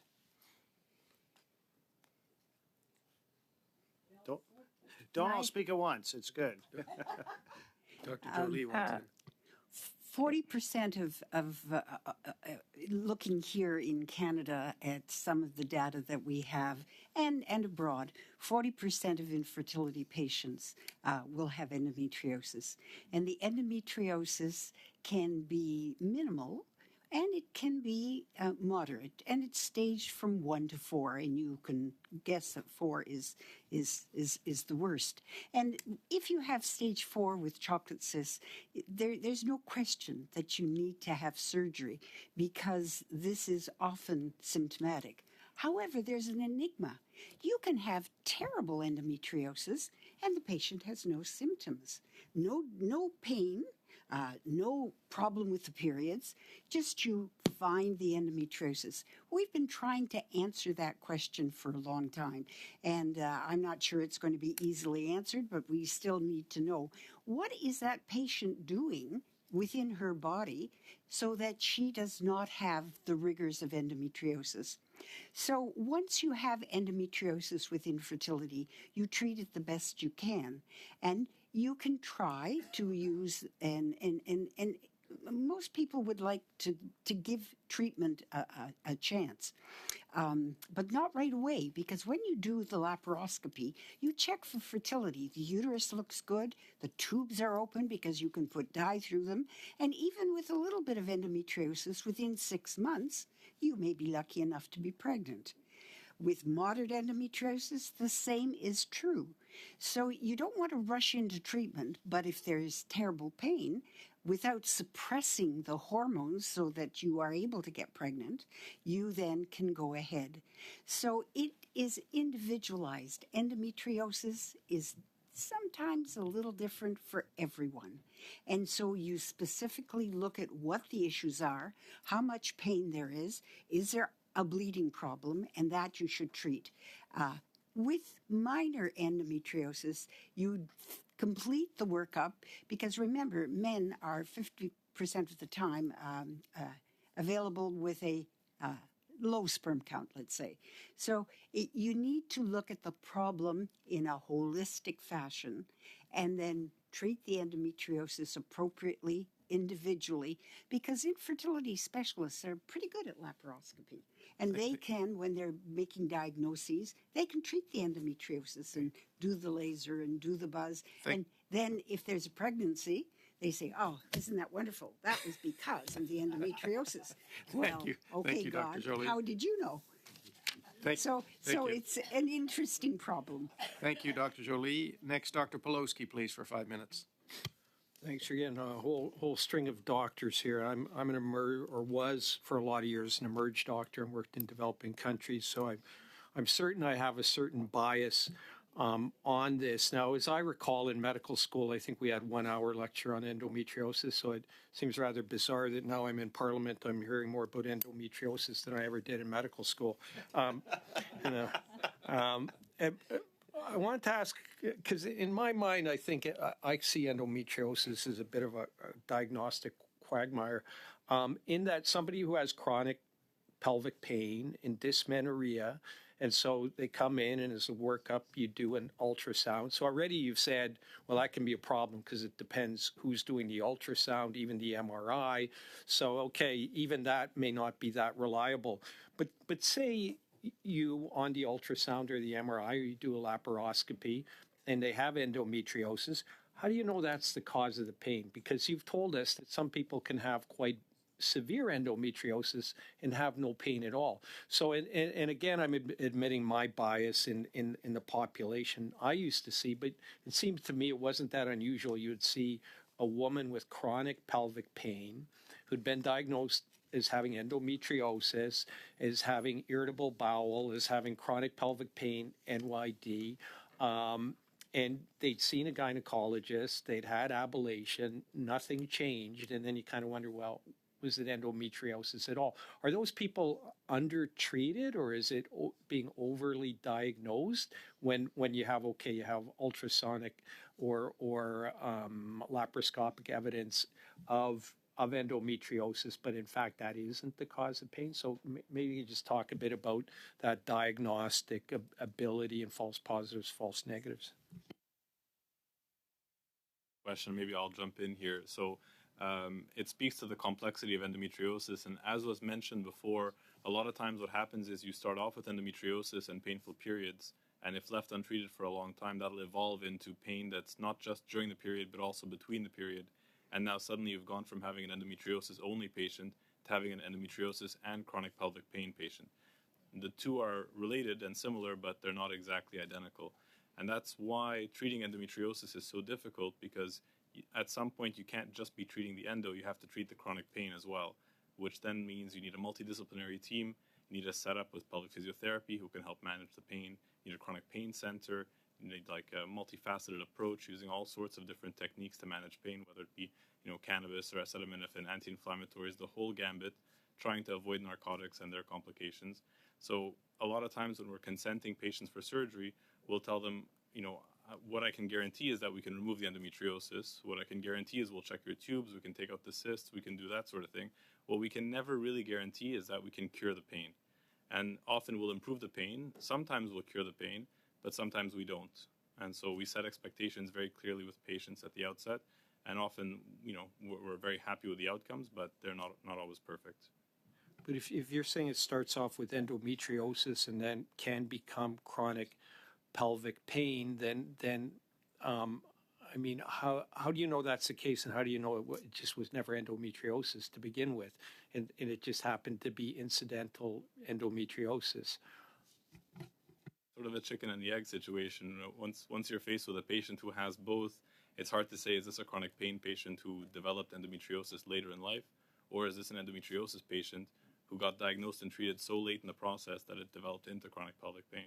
No, and I'll refer to our chair, who I spoke to him. He was a former litigation lawyer, and we talked about the diagnosis of endometriosis, and apparently he was involved in a few cases where a diagnosis was made of endometriosis. It later turned out that it had a more sinister cause of the pain. How much is that of a problem, that pain gets attributed to endometriosis when and perhaps at one point they've had an ultrasound showing that they had endometriosis, laparoscopy, and then 4 or 5 years later they're having pain. It's attributed to endometriosis. It turns out to be something else. Say that the reverse situation is probably much more common, that you have patients whose pain is attributed to normal menstrual pain when really it's missed endometriosis. I think that's much more common than having someone with endometriosis who has a secondary pain diagnosis. Thank you, Dr. Pawlowski. Next, Madame Larouche pour 2 minutes et demie. Je ne sais pas si j'aurai un autre tour, Monsieur. I don't know if I'll make it to the next round, but I'll try to be as quick as I can. We've heard from many of the witnesses this evening that of a national action plan or national strategy, given correct comparative examples of Australia and other countries. But perhaps the structure here in Canada is much more complex, with jurisdictional differences. In Quebec, of course, they put the accent on education, for example. But it's a provincial jurisdiction, and of course we are federal MPs, so we must contribute as well. Dr. Matatal talked of the difficulty of the financial resourcing, and which have been cut consistently since 2010. And of course, it's become a very, very difficult situation. What can we draw from international experiences? While structures are different, they have a strategy. So how could Canada arrive at a strategy of its own. The interpretation is working. No, but that's fine. Go ahead.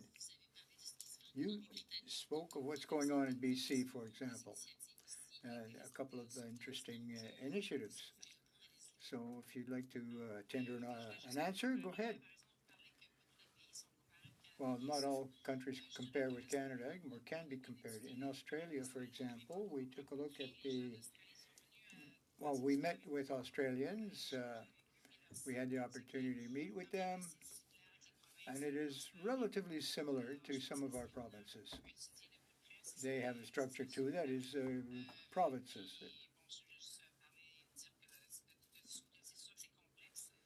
Obviously, it's quite complex. It's very complex here in Canada, but there are some parallels which can be drawn with Australian way of doing business.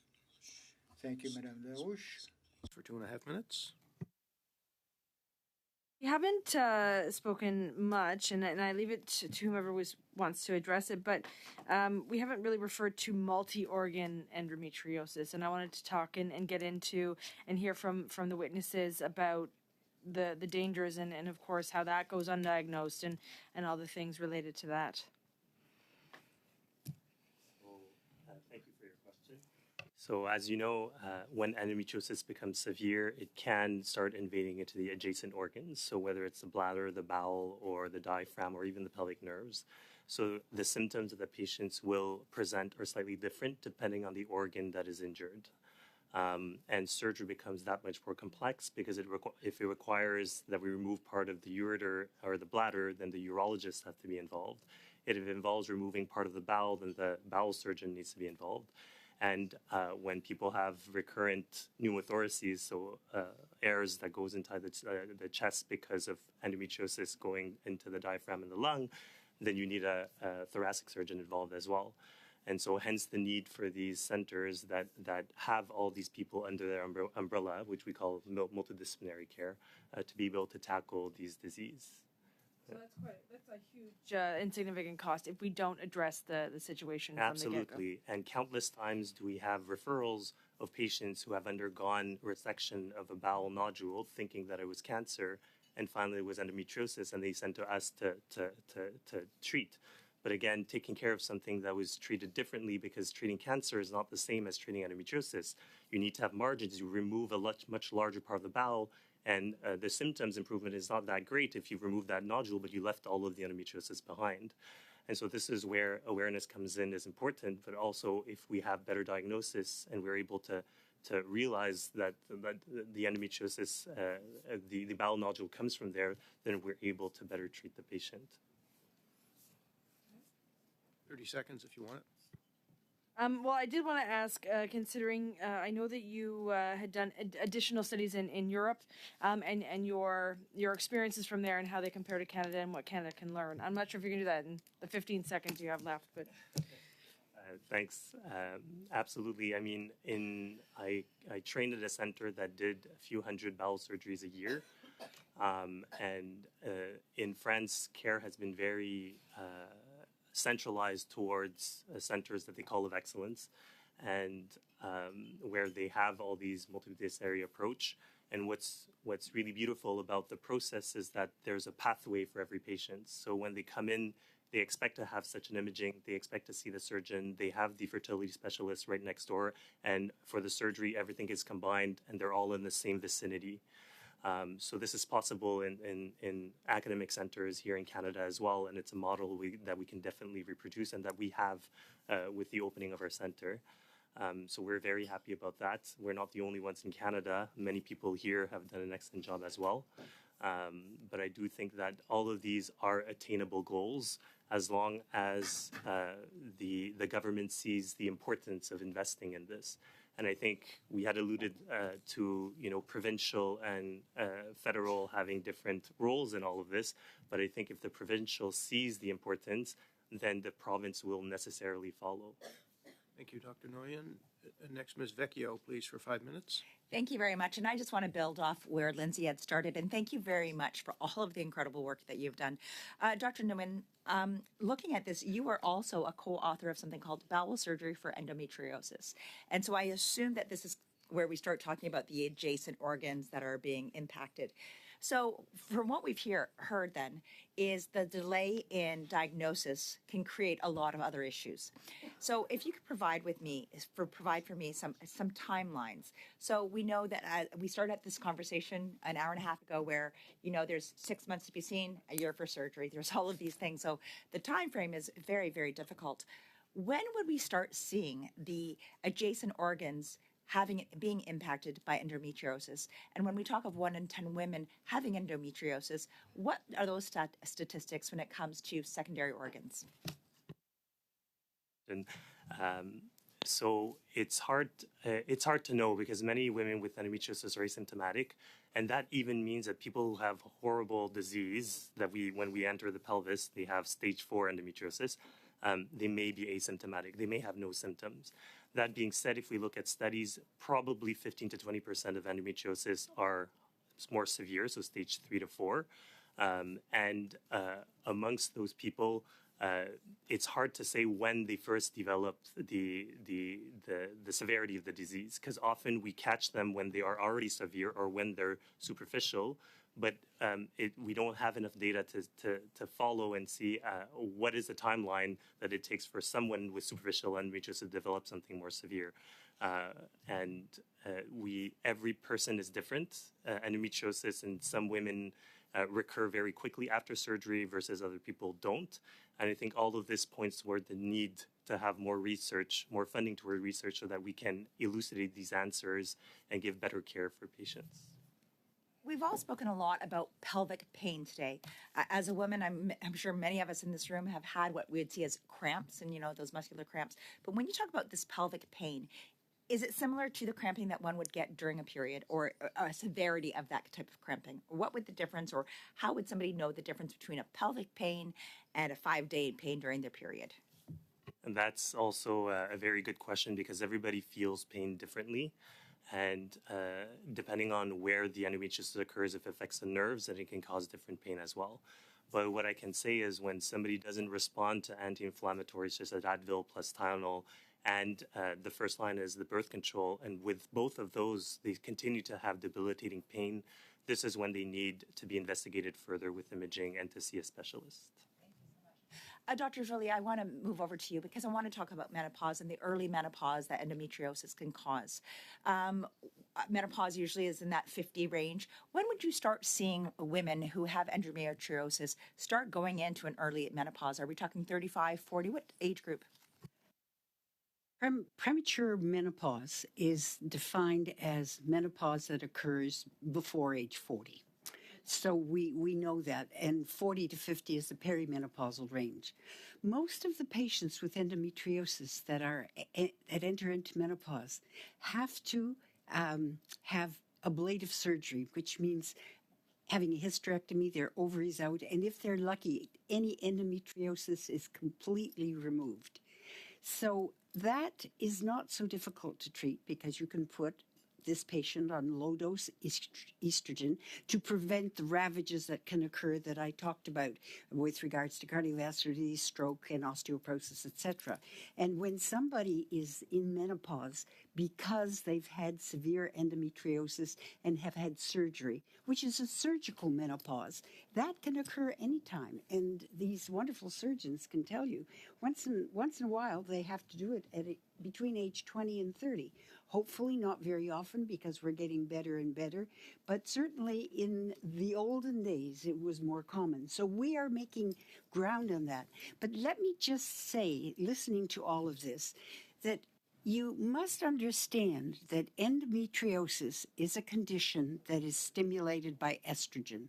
Women produce estrogen every month, and at ovulation they produce progesterone, which can temper it. If you control this estrogen, it is important to realize that it's a lifelong treatment.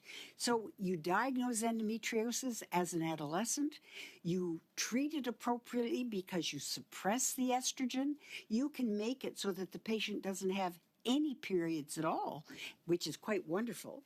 Now, not everybody believes that holistically is good, Dr. but Jolie, that's a different thing. I want to ask a few more questions specifically to you on this, because the bowels, we talked about the bowels being one of those, and you just mentioned about or being an early menopause, all of those other things that can happen to a woman. What are some of the other impacts or effects if endometriosis, the diagnosis is delayed? What are some of those other impacts to a woman's system that you see? Brief answer, if you could, Dr. Jolie, please. Yes?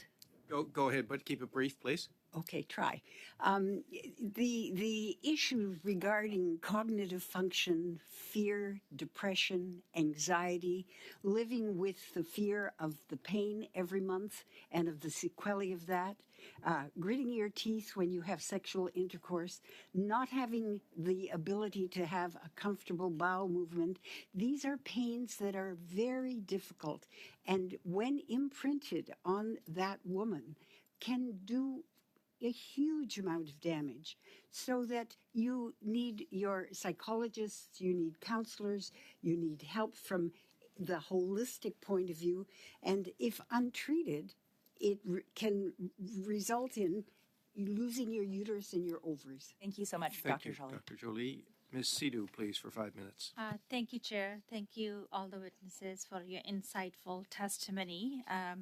I want to build on Ms. Vacu's questions.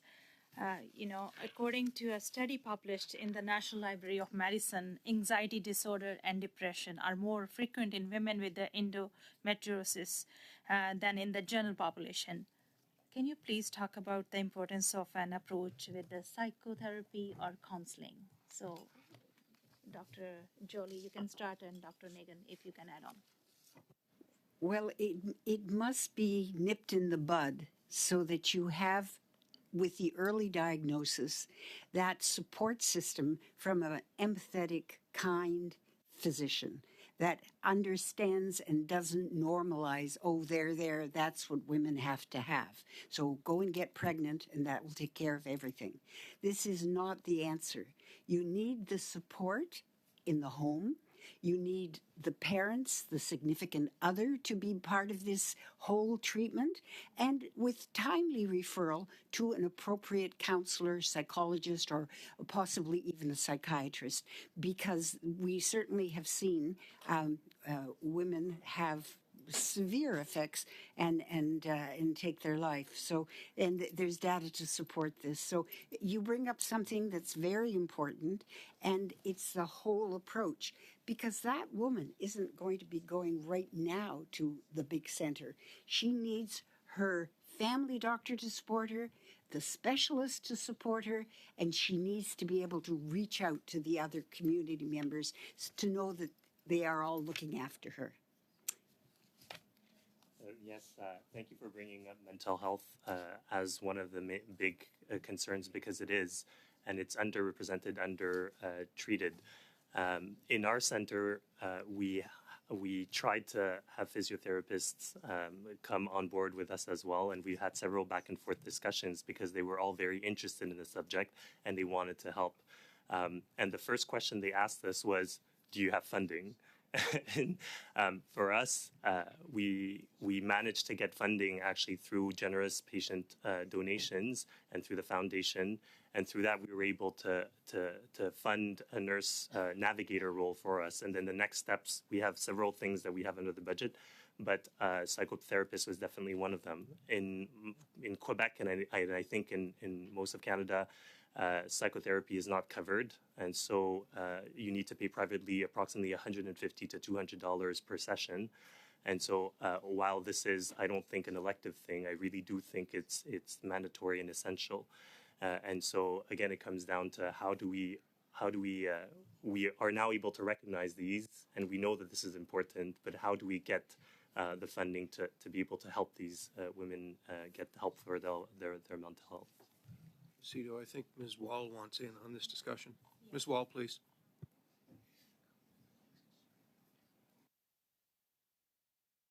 You're on mute. You're on mute. Couldn't go one meeting without someone being on mute. I just wanted to say quickly that I think when you speak with people who have endometriosis, a lot of the mental health concerns they experience come from being disbelieved by their healthcare providers, by their families, by their friends, by their communities, and a lot of the burden comes there. So I think in addressing some of the delayed diagnosis issues, we'll also have an opportunity to mitigate the effects on mental health, not completely, but certainly, I think, in a significant proportion. Thank you. My next question is about if endometriosis is known to lead to several types of ovarian cancer. Ovarian cancer accounts for 140,000 deaths each year, making it the fourth largest cause of cancer death in women.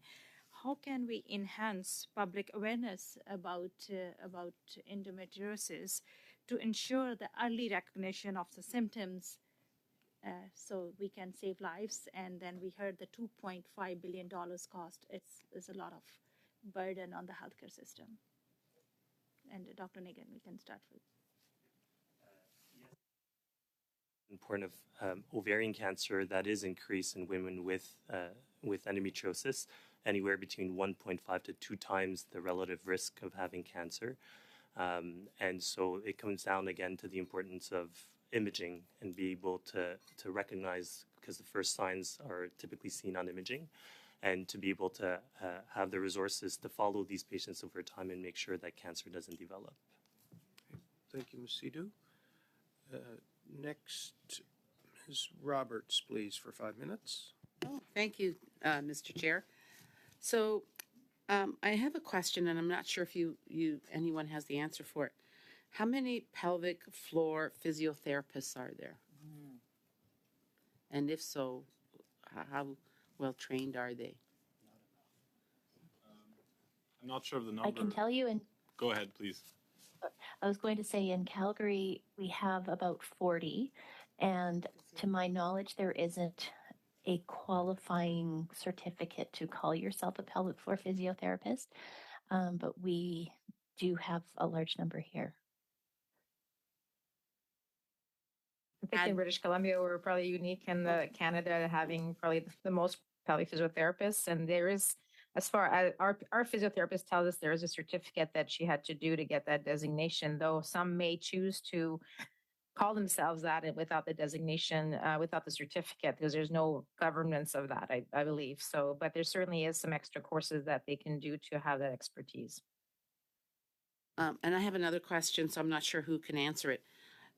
Has endometriosis been related to cancer of the bowels?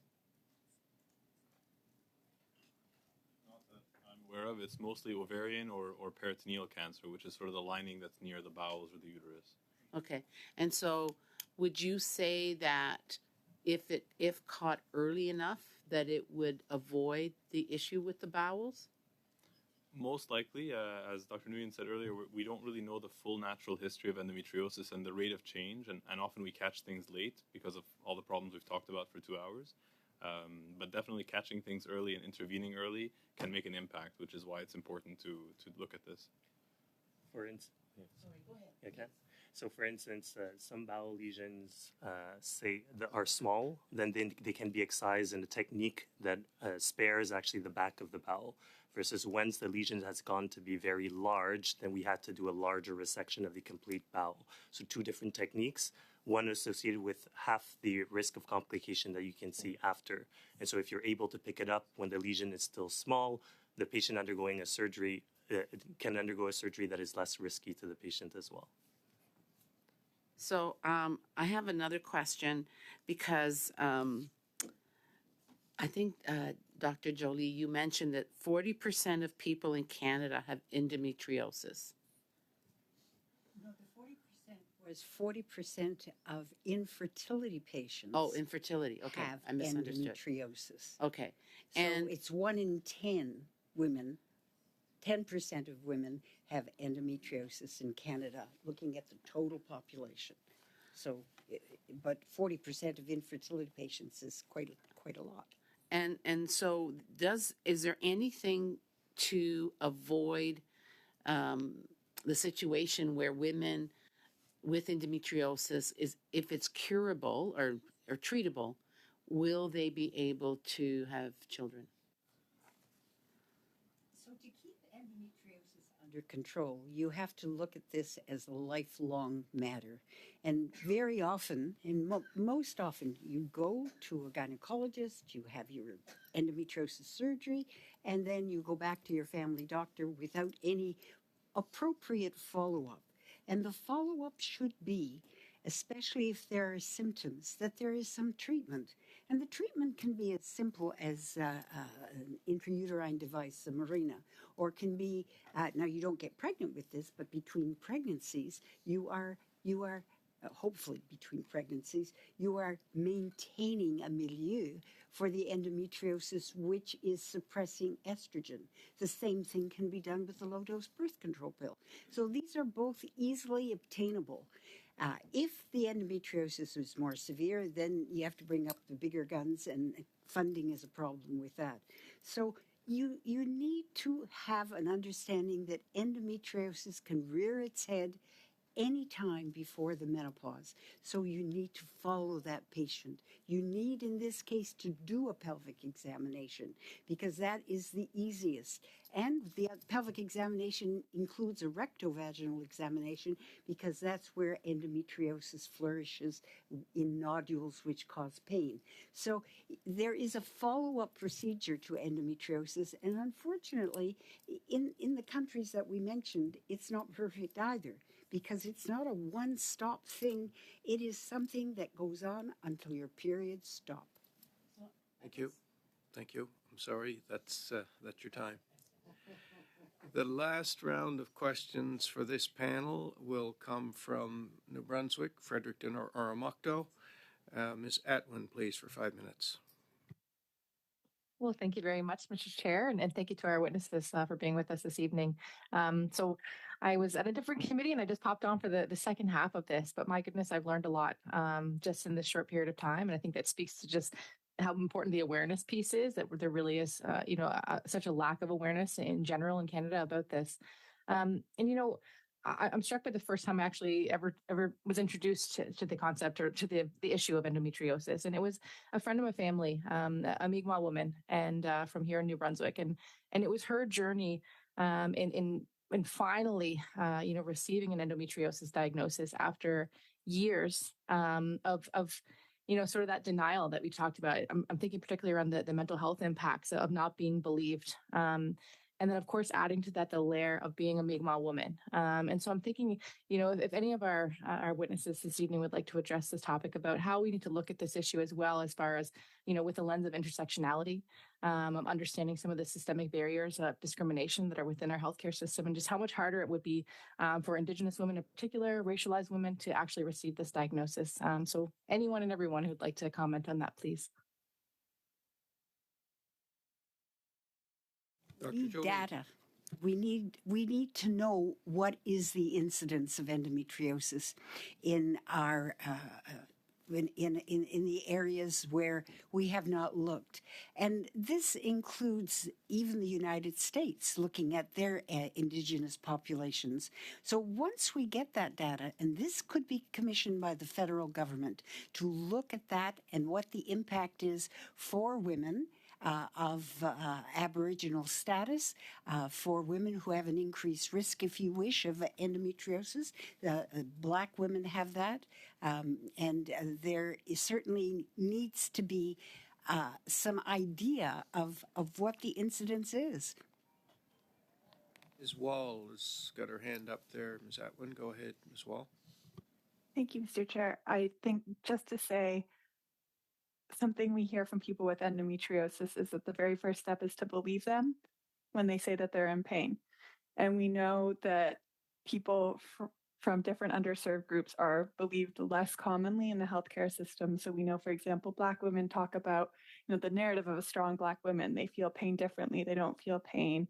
A lot of folks with endo talk about being accused of being drug seeking when they go to the emergency looking for care. So I think we already know that those biases exist in the system, and they just stack up with endometriosis. So already, if you're a woman, you might be, might be a feeling that you're hysterical. You might then be also considered drug seeking. There's so many biases that pile up for this population, we have a good sense of what they are. I think the next step is to start addressing them in different ways in the health system.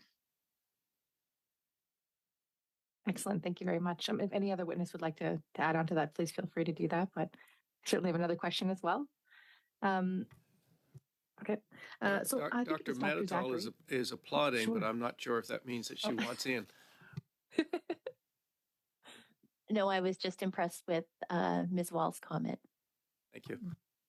Thank you very much. So, Dr. Zachary, just like as my time is kind of wrapping up, you mentioned some of your experience, I believe, in the European healthcare systems, and I'm just wondering again if you can pull from that experience and draw on some of the things we could be focusing on with regards to a national action plan. As you mentioned, that model that exists, and there's some things that we can learn from that. Just in our final minutes here, what are some key things you really need to focus on for that national action plan that perhaps could be pulled from some of those European models? I think the key thing is, while Dr. Allaire, I completely agree, the Australian model is probably our best bet in terms of what we can emulate.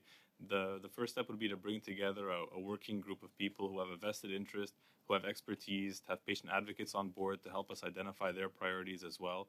And I don't think we need to completely reinvent the wheel. We have, as we said, good models that we can work off of to create something unique for Canada that fits our structure, our system, and that fills in all the gaps that we've discussed at this meeting today, among others. And then make sure that if Canada sets forth endometriosis as a priority, I'm sure that federally, if we lead, the provinces will follow. So in each way, every province will find a way to structure their care, incentivize hospitals to make endometriosis a priority, identify key centers that have experts and expertise, and invest heavily in them. And that way patients and resources will know where to go to keep building our endometriosis framework in Canada. A lot of it comes from data, gathering data, statistics, understanding our population. But then the second part of that's going to be action, of course. If there's more time, I'm happy for anyone to jump in and also throw in their 2 cents, please. Dr. Zachary, you got the last word. So thank you so much. Colleagues, just before we wrap, a reminder that when we get together on Monday, it's going to be for 3 hours. From the first 2 hours, we will begin our study of the opioid epidemic with departmental officials. And at 1 o'clock, we'll be hearing from witnesses for the study of the advanced purchase agreements with Medicago. To our panel with us this evening, your expertise and your experience and your passion are evident. We thank you so much for being with us. I think that absolutely everybody here, even the medical doctors, learned a lot, and it will be of significant value as we go forward with this study on women's health. So thank you so very, very much for being with us. Is it the will of the committee to adjourn the meeting? We're adjourned.